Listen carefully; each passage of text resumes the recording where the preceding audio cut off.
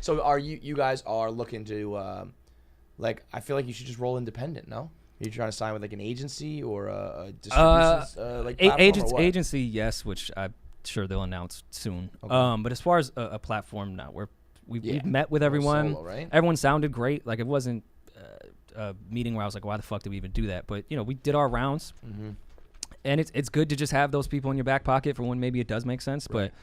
But right now, I think Maul and I's show, we're still getting the creative together because again, you have to be reactatory, if that's even a word, to the things that are happening. Right. And that doesn't come with a lot of time. Right. So you're kind of doing some shit on the fly, calculated on the fly. So I think we just are figuring out exactly how we want to present this structure and content that we're doing. So getting in bed with someone before you have that all together and really know what you're doing, I think is a rookie mistake immediately. I agree. But like if you want to bag real quick, sure. Well, but I just think that's what would the short-sighted. number have to be to give? Let's say if it is a Spotify deal, it's an Alex Cooper situation. She's not saying no to $60 million. I would not say no to $60 million. Yeah, I can take that. say that here. But it's truthfully. a tough thing for me. Like, first of all, I don't quite even know. Being here at Barstool, it's like the business side takes care of a lot of. I'm all over the place here, but one of at least the rumors I heard was you wanted to see more numbers and like more statistics about your show for money and downloads and all that shit. Is that true? Not money down. No, not money down. We were privy to all analytics of everything. Because like there's always a push pull here. They like to keep that shit under lock and key. Well, I mean that was like I need to know if it's doing well or where I'm at. And I think it's a little bit of a manipulative move where it's like I might be doing 1 million downloads an episode and I don't know it. So that was because we had a bunch of offers prior to the Spotify thing, and why we didn't take so many of them was because they were saying we can't show you the numbers you're doing, and it's like, all right, so when we want to renegotiate, you have all the power, it's and crazy. it's like, what the fuck? Yes, like you can lowball us and we wouldn't even know. So that's why it just didn't make sense to do that type of stuff. But I mean, with the Spotify thing, we were more privy than we would have anywhere else. Right. I'm not going to say 100% of where we would want to be. But was there any not between like you guys as an entity and Spotify, but as like within your crew? You like would Joe know shit that you don't know, or was it all transparent? I mean, you can see our response video. Yeah. Just leave it at that. Yeah, because I don't in any way want to go on some podcast tour to talk about Joe or that situation or shit on anyone that I still consider family and may at the time not get along with, but I'm not that type of person. I didn't even want to do that response video to begin with, but we did. We owed it to our listeners. Yeah, I was gonna say you can't. It needed to be said, and it wasn't even everything. It wasn't even close to everything, but sure.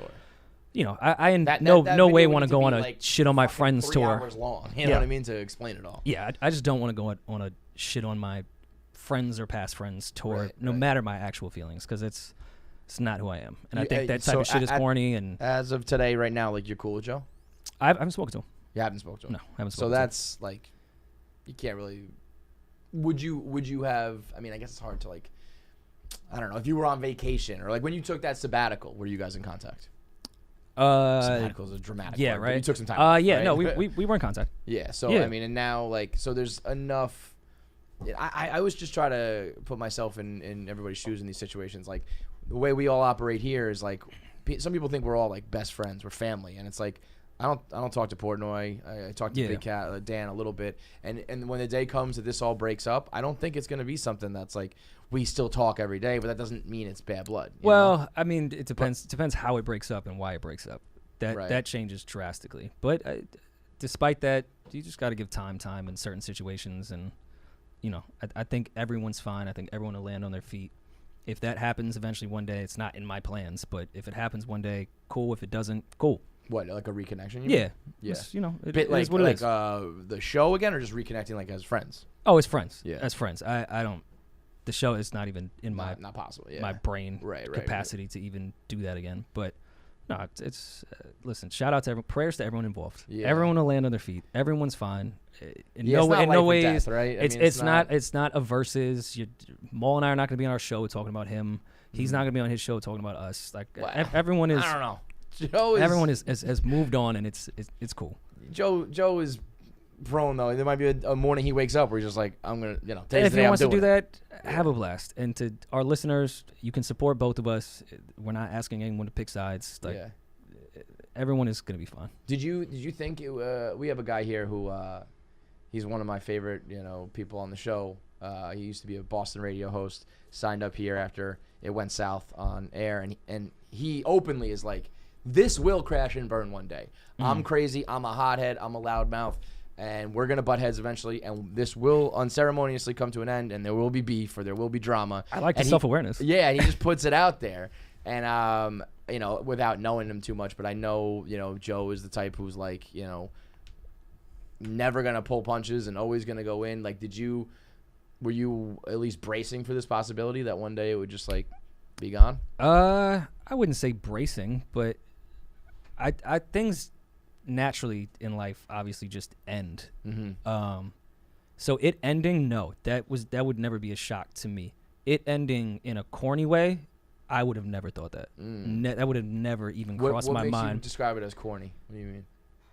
It was 3 actual real friends, like, speak to each other's mothers type of friends, talking about our personal business to the world.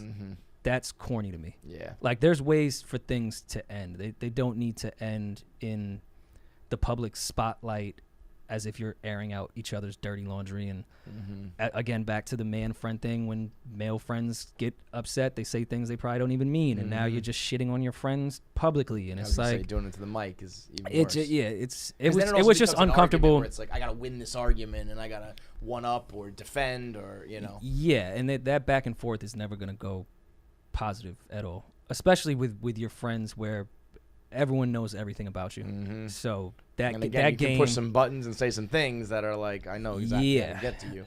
And to me, I always feel like don't poke the unpetty. Don't poke the unpetty. Put it on a t-shirt.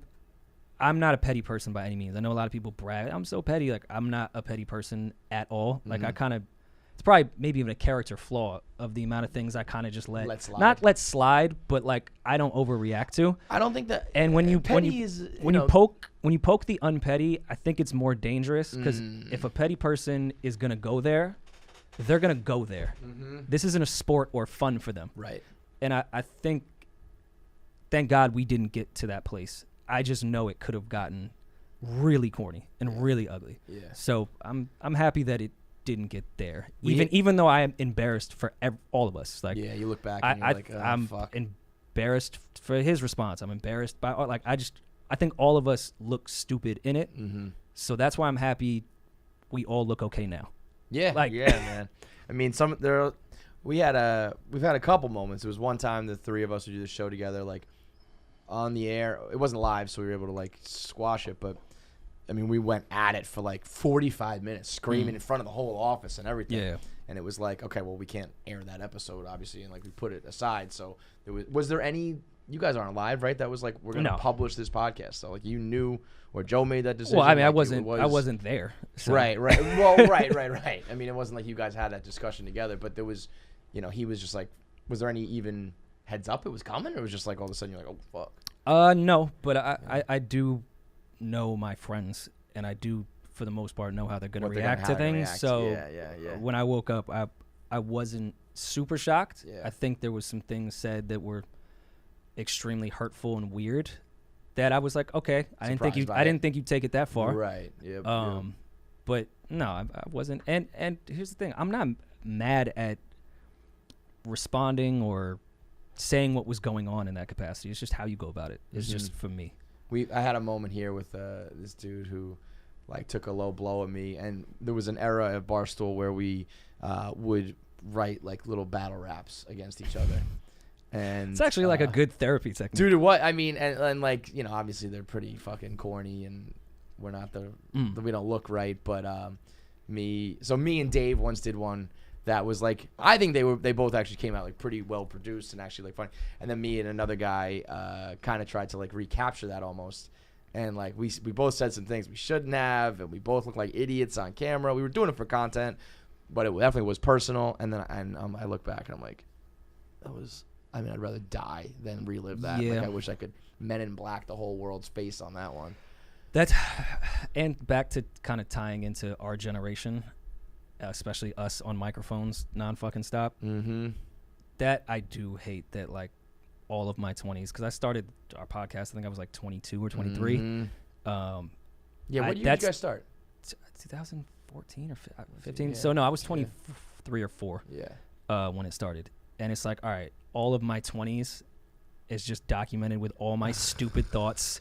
And, like, my children will be able to binge this. Bro. And it's like, and then I'm held to like, hey, when you were 25, you said this. Yeah. And it's like, no fucking kidding. I said that. I was dumb. Yeah, I sound like a stupid 25-year-old. I hate that idea of, like, it's like, there's two sides to it. There's either people who are like, you changed, bro. And it's like, yeah, I would fucking hope I changed. And even there's other people who hold the opposite side. And it's like, either way, fuck you. And even into, arguments with your friends that are now documented.